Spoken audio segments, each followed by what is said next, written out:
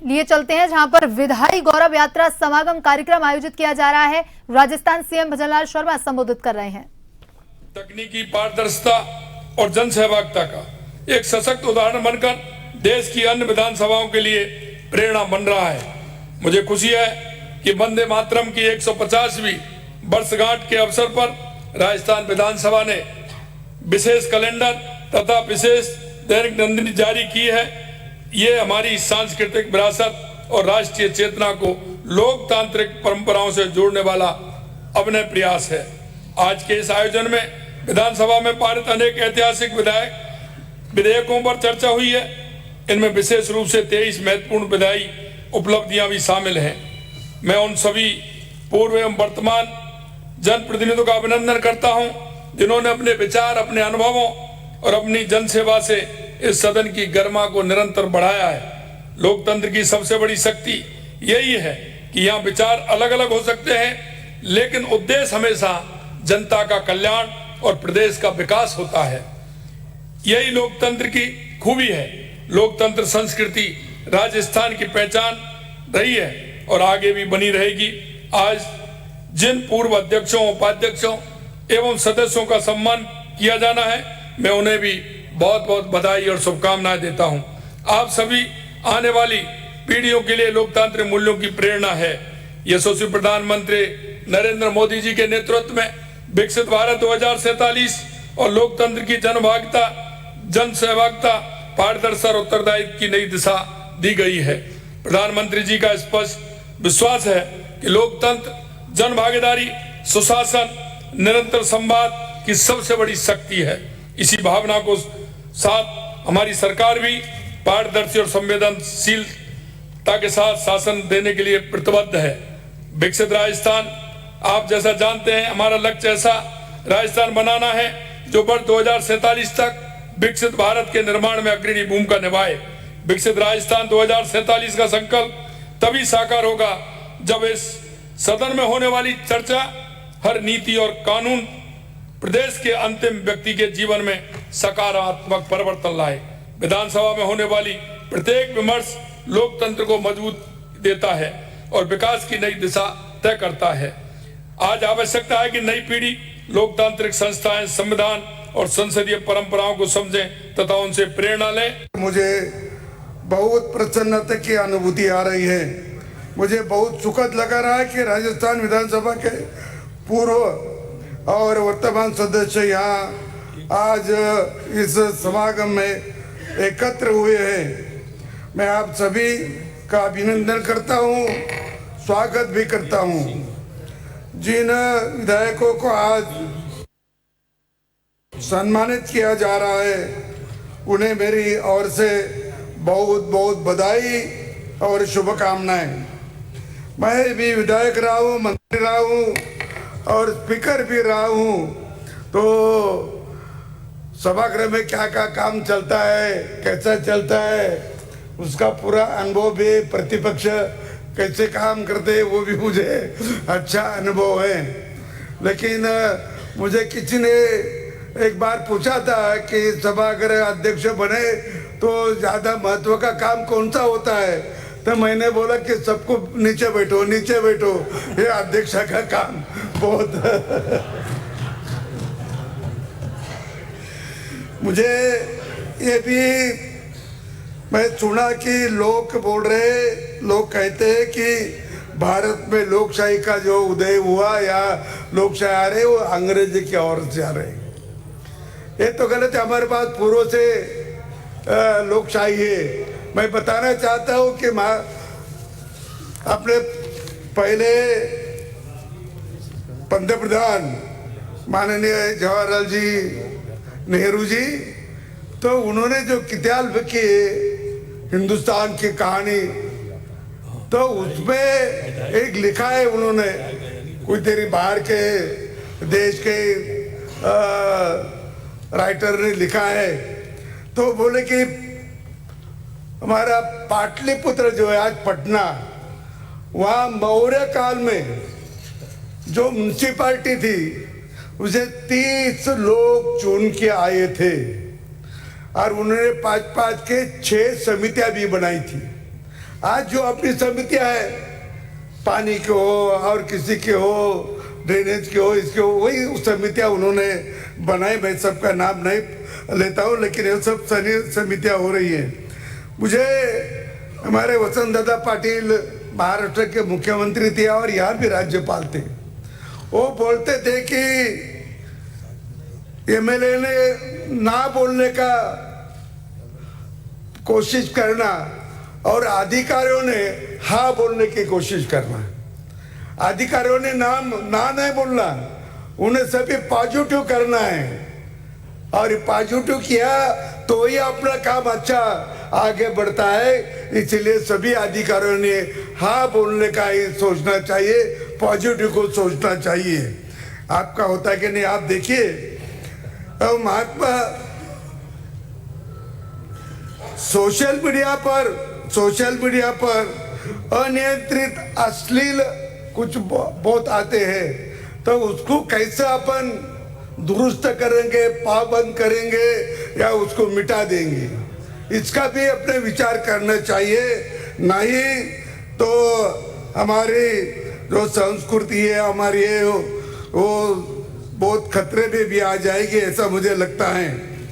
भारत विश्व गुरु बनेगा, लेकिन यदि हमारी संस्कृति और नैतिकता के मूल्य लगातार कमजोर होते गए तो ये लक्ष्य कैसा पूरा होगा।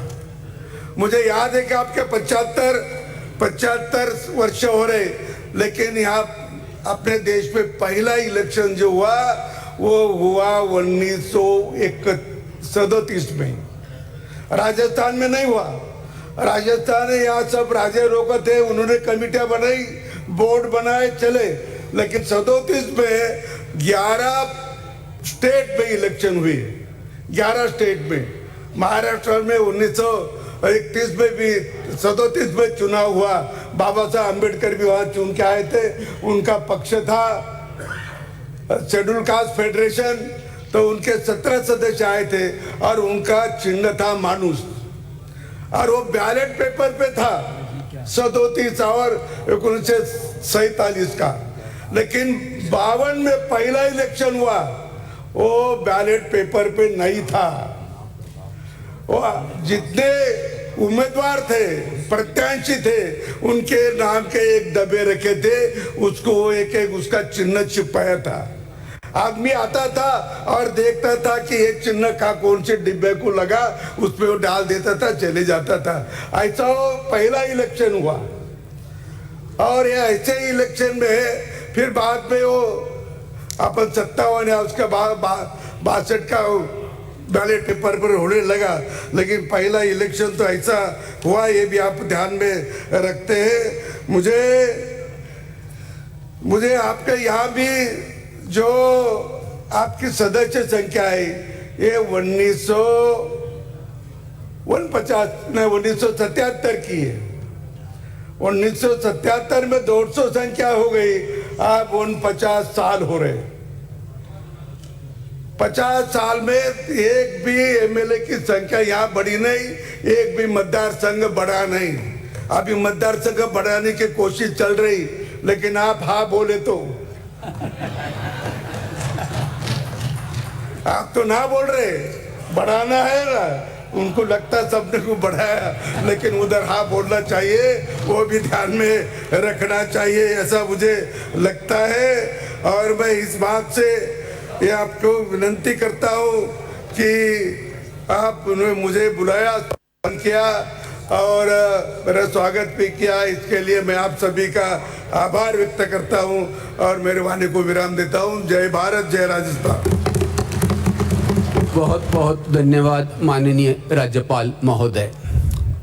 The 4-decade-long public life of Shri C.P. Radhakrishnan ji, the 15th Vice President of the Republic of India, epitomized dedication to ethical values, probity and dignity. Prior to being elected as Vice President, Your Honor served as the member of the 12th and 30th Lok, Lok Sabha and Governor of Jharkhand and Maharashtra.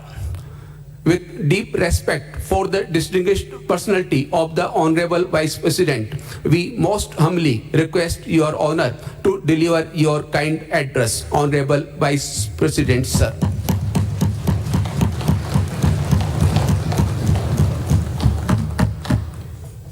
मैं भारत माता के पवित्र चरणों को स्पर्श करता हूँ और उनको प्रणाम करता हूँ।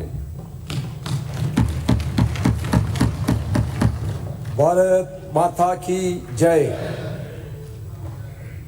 On the occasion of the Vidai Gaurav Yatra, a conclave of former and sitting members to commemorate the 75th year of Rajasthan Legislative Assembly, the dignitaries who are sharing the house with me on the dais, our Honorable Governor of Rajasthan, Shriman Haribahu Kishan Rao Bagde ji, Honorable Chief Minister of Rajasthan, Shriman Bhajanlal Sharma ji, Honorable Governor of Punjab, Shriman Kulok Chand ji, Honorable Speaker of Rajasthan Legislative Assembly, Shriman Vasudev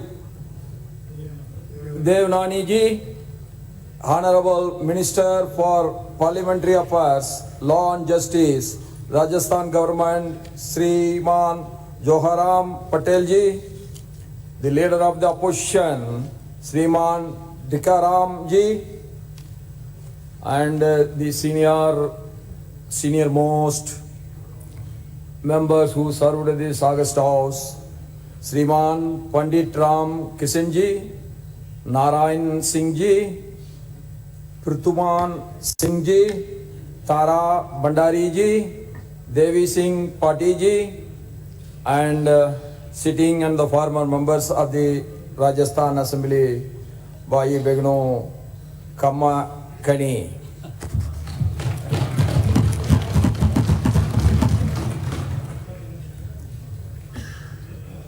My dear brothers and sisters, this year and the past year, the entire country is celebrating two important milestones in the history of Bharat. One is the 150th birth anniversary of Sardar Vallabhbhai Patel, and the other is 150 years of Vande Mataram.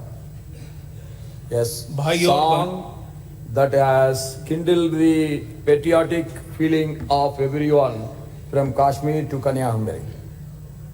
It gives me Oh, sir, please. भाइयों और बहनों, इस वर्ष और पिछले वर्ष पूरा देश दो महत्वपूर्ण ऐतिहासिक पड़ावों का उत्सव मना रहा है। पहला है सरदार वल्लभ भाई पटेल की 150वीं जयंती और दूसरा वंदे मातरम जो देशभक्ति का गान है उसके 150 साल पूरे हुए हैं।